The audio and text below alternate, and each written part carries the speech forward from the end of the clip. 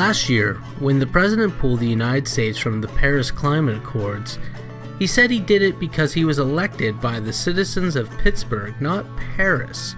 Now, I'm pretty sure he used Pittsburgh because of the alliterative quality of repeating P's. Not necessarily because Pittsburgh was a prime example of who stands to benefit from the move. But as a result of that, a large number of photographs circulated around the media and were included in articles and publications such as The Atlantic, Slate, and Vox, showing Pittsburgh off when it was in its glory years, and we use that here slightly ironically. Some Pittsburghers may recall the phrase of it being hell with the hatches off. Pittsburgh was a dark and perpetually overcast city. I guess not everything changes, but a lot of this back then was a result of the sheer amount of coal being burned, and not just for heating, but because of the specific industry in the city of Pittsburgh. And it was forced to light the street lamps 24 hours a day, as well as heating people's homes, but mainly the industry. The coal mined, in some cases very close to the city itself, was in many ways the lifeblood of the region. It powered coal plants. I've said all this already. Almost every home, though, had a coal-burning furnace. The coal industry itself boomed, with almost as many workers mining the coal as worked in the steel mills of the region. Just like in the steel mills, though, coal mining was dark, difficult, and sometimes deadly work. Naturally, the workers, again like their steel-working cousins, sought to unionize, with those efforts being met by an equal amount of violence. As a result of this violence, a patron saint of sorts appeared to the coal workers, unlike the fictional steel worker Joe Magarac, who we've talked about before. This character was based on a tragic story of the sheer brutality of the mine operators and the towns they effectively ran. Hey everyone, Vaughn here from Dr. Pennsylvania. I'm editing in a crowded cafe today, so please forgive the background noise. Today we have the fourth installment of our Manchester Bridge Portal series. This one is titled Jan Volkanik and the Coal and Iron Police. Like other episodes, it has been written by our friend Historidan, so a big thanks to him for all of his hard work. This one has been recorded in October of 2018. As always, if you like what you hear, please let us know. You can reach out to us on Facebook or email at drpennsylvania@gmail.com. Please rate and review wherever you are listening. That's a huge help, and thanks again. Coal has been at the heart of the Industrial Revolution since its inception.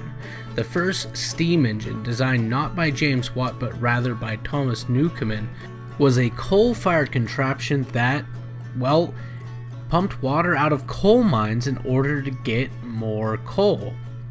This positive feedback loop firmly entrenched coal as number one source of cheap, plentiful energy to power industry, and there it would stand for almost 200 years. In many ways, it continues to be to this day. After all, 40% of the United States electricity is still generated by coal-fired power plants, although this is in decline. When it came to power, the industries of the New World, just as they had in the old, coal was the power source of choice. The Commonwealth is absurdly rich with coal, and western Pennsylvania itself sits upon one of the richest coal beds in the world, the so-called Pittsburgh Coal Seam, which, even though it has been continuously mined since the early 19th century, still has an estimated 16 billion short tons of coal remaining within. This abundance of coal led to a number of small mining outfits across the region, but many of those had been consolidated, whether by buyout or force, into just a handful of large companies by the mid-19th century. One of those companies was the Pittsburgh Coal Company, formed when a number of small mines in southwestern Pennsylvania were all brought together by the Mellon family, the famed Pittsburgh banking family. The Pittsburgh Coal Company quickly became one of the larger outfits in the region, with dozens of mines stretching through the Appalachian coal region. With several dozen mines, however, there comes tens of thousands of workers, and the pro-union sentiment was particularly strong among the workers in western Pennsylvania, who had seen both rail workers and steel workers attempt to form unions in the late 19th and early 20th centuries. The mine owners obviously didn't want to see their workers unionize, and they also wanted to ensure that even if they did, the mines would continue to operate. Wealthy industrialists therefore pushed the Pennsylvania General Assembly to create a private police force that could control striking workers, which would be paid for by the industry owners but still have police powers.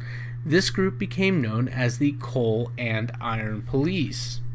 Calling this group of individuals a professional police force does that term a significant amount of disservice. In reality, these men were common gunmen, hoodlums, and adventurers, many of whom were hired to, quote, fill these commissions, and they served their own interests by causing violence and terror that was afforded to them by the office. In short, these were hired strikebreakers of a rather notorious background with police powers, especially in the small company towns, effectively owned and operated by the mining companies. In many ways, the Coal and Iron Police acted as a secret police of sorts, breaking up union meetings, assaulting striking workers, and breaking strikes. Between their creation in 1865 and the rescinding of their commissions in 1931, the Coal and Iron Police put some 7,632 men in uniform and partook in some of the most notorious strike-breaking activities across the Commonwealth. One such activity was the brutal and fatal beating of coal miner and labor organizer Jan Bartkowski. Jan Bartkowski was a coal miner working for the Pittsburgh Coal Company at the Montour Mine, No. 9, in McAdams, Pennsylvania, just inside the border of Washington County. Bartkowski was both a farmer and a pro-union miner who wanted to leave the mine for good and work on his farm. His pro-union stances weren't lost on the Coal and Iron Police, who felt compelled to confront Bartkowski at his mother-in-law's home on February 9, 1929. According to the Coal and Iron Police report, Bartkowski lunged at and attempted to stab Officer Harold Watts, who then defended himself. Other witnesses at the scene, however, described a very different tale. There, they said that following a short conversation, Watts launched into an unprovoked attack on Bartkowski, where he and another officer, Frank Slapakis, beat the man until he had a cut above his eye, 5 or 6 wounds to the head, 2 broken ribs, and a fractured nose. He was then taken to the barracks of the Coal and Iron Police, where, according to eyewitnesses, Bartkowski was continually beat. An article published later that year in The Nation said this of that beating. Dr. J. M. Patterson, a coal company physician, ascertained these injuries and treated them. He testified on the witness stand that he observed Lieutenant Leister, who was in charge of the police, kicking and beating Bartkowski while the miner lay semi-conscious on the floor. Leister, the physician said, beat Bartkowski with a strap, twisted his ears until the man cried aloud, and twisted his broken nose until he lapsed again into unconsciousness. All this time, testified the 76-year-old doctor, he seemed to be trying to make him say something. I warned Leister, this will have to stop because his condition is serious. Dr. Patterson left the barracks after that. The Commonwealth of Pennsylvania resumed its testimony through another eyewitness, John Higgins, himself a former Coal and Iron policeman. They beat him, they kicked him, they used everything imaginable on him until they took him to the hospital, was the way Higgins summed it up. Leister, the witness said, beat Bartkowski over the chest with a poker. He beat him until the poker bent. Then he straightened the implement and beat the man with it again. He stripped the miner to the waist, the better to use a strap. He kicked him until the miner's body rolled over and over on the floor of the barracks. Watts too, Higgins said, beat Bartkowski, kicked him, struck him over the head with knucklers, and while Lister grilled him for a confession, slapped him on the arms and legs and the neck with his blackjack. The miner, Higgins told the jury, was helpless and unable to answer when the Pittsburgh Coal officer said, "If you don't admit you stabbed our man, you hunky, we'll kill you." At approximately 6 a.m. on the morning of the 10th, Bartkowski was taken to Swickley Valley Hospital, where he was examined by Dr. Herbert Fleming. He reported that Bartkowski was in a very critical condition, pulseless and unconscious. His left lung was perforated, several ribs were fractured, and he had a possible skull fracture. He was covered with bruises and bleeding from numerous cuts. He was bleeding at the mouth, his eyes were glassy, there was a depression in his head, and the left side of his chest was crushed in. His left lung had evidently collapsed. He was suffering from extreme shock and was on the verge of death with heart action failing.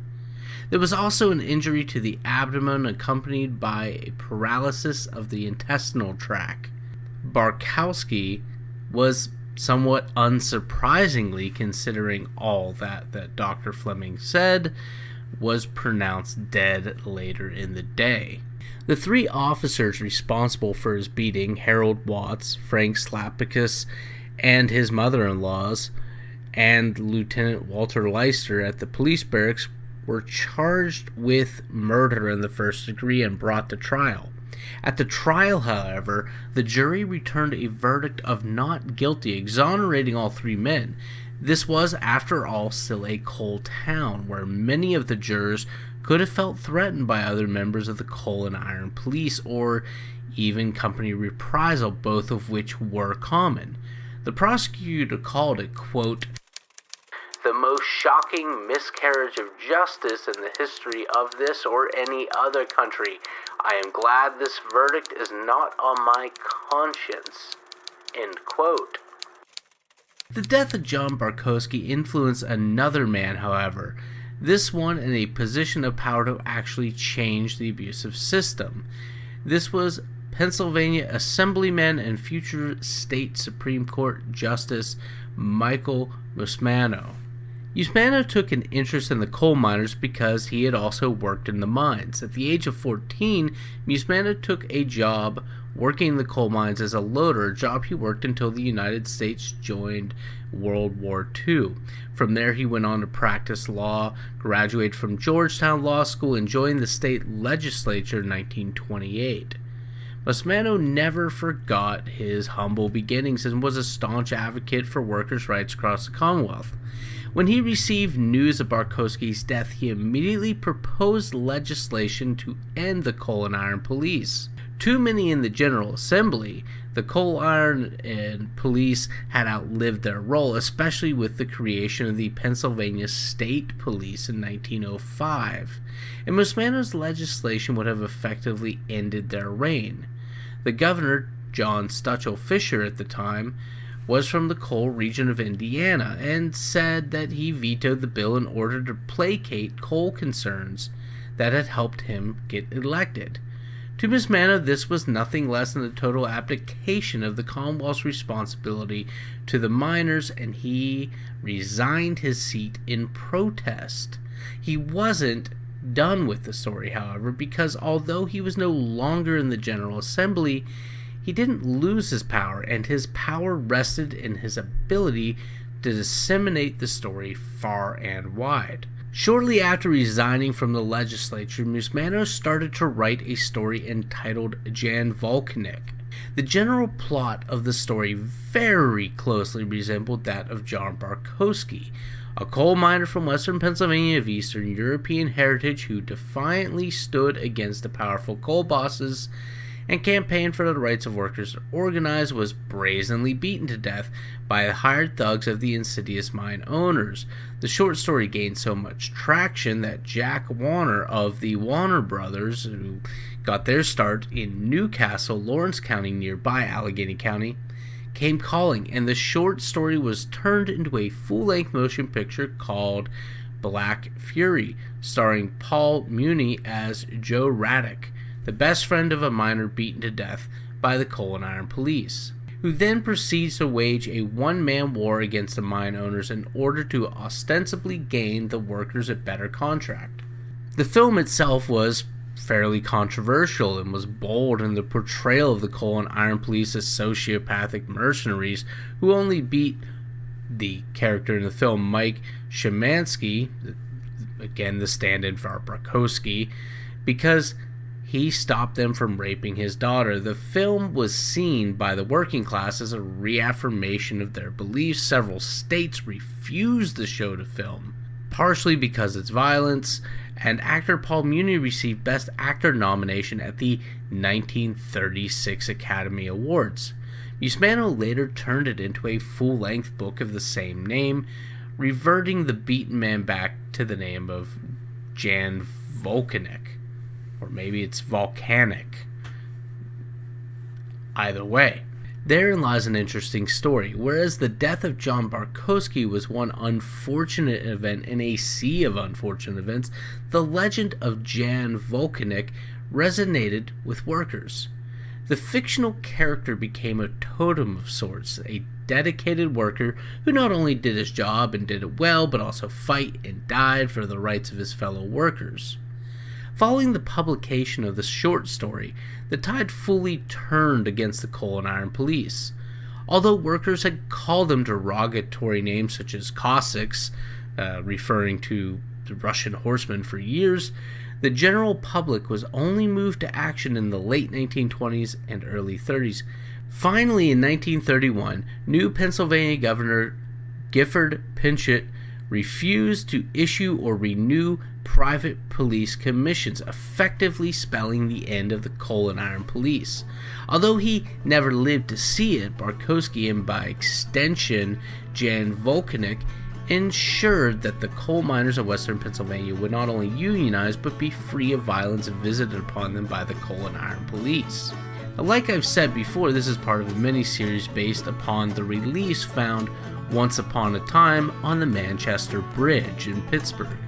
So far we've looked at 3 of these, which naturally means that only one remains, and actually we've talked about this man before, albeit briefly. The last story is of legendary Guayasada and his connection to several of the major turning points in Pittsburgh and American history.